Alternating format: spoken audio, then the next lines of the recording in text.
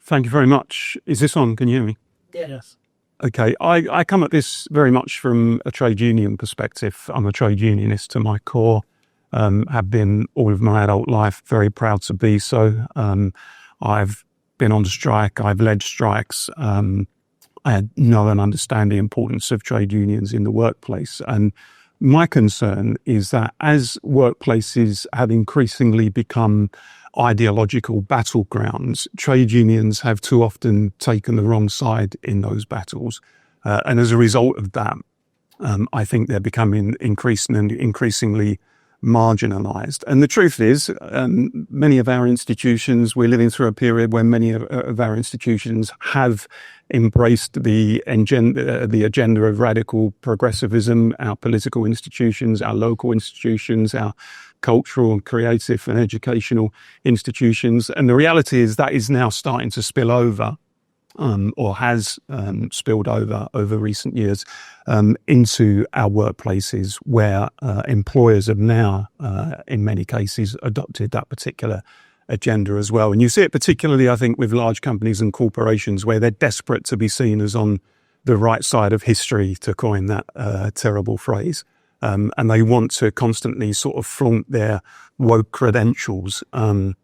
They want to be seen as progressive. They want to earn social kudos, and they want to earn approval among their peers. And as that has happened simultaneously, the space within which ordinary workers can debate and discuss competing ideas and opinions, I think, has undoubtedly become narrower, to the point where, I mean, on some certain issues now, we know that employers will believe that there is a single permitted view. There's an orthodoxy from which no one dare depart.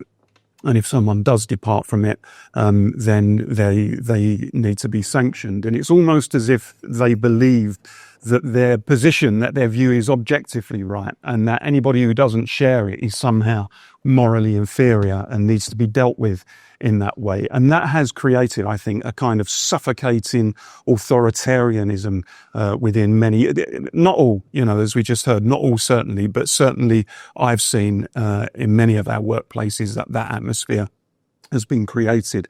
And you see it, I think, in examples where once upon a time we would say, I disagree with you. Now increasingly we say, you mustn't say that.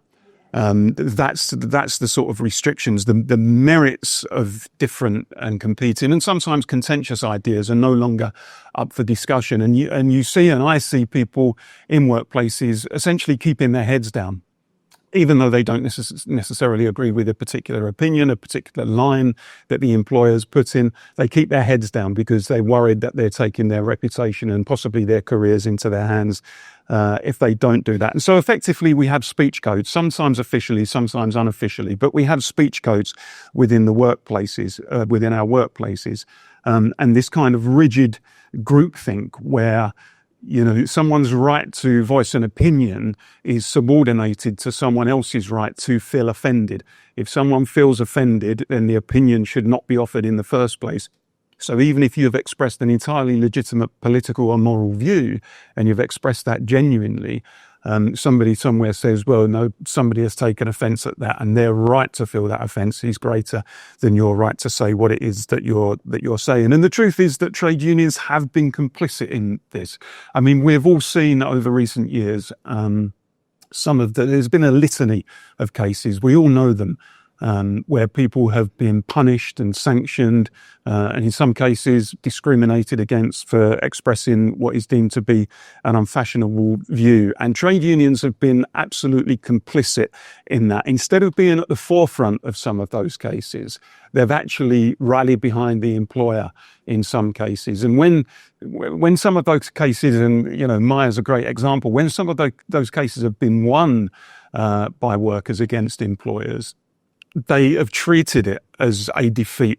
The unions have too often treated it as a setback rather than an advance. And we've seen also, I think, with the Sandy Peggy case in Scotland, the nursing fife, once upon a time, trade unions would have been full-throatedly behind campaigns such as that, people standing up for their rights in the workplace, in this case, somebody who didn't want to be forced to undress in front of a biological man. And I know in my union, the Fire Brigades Union, has got a proud record in the past of fighting for women and fighting for advances for women in the workplace and defending sex-based rights and so on.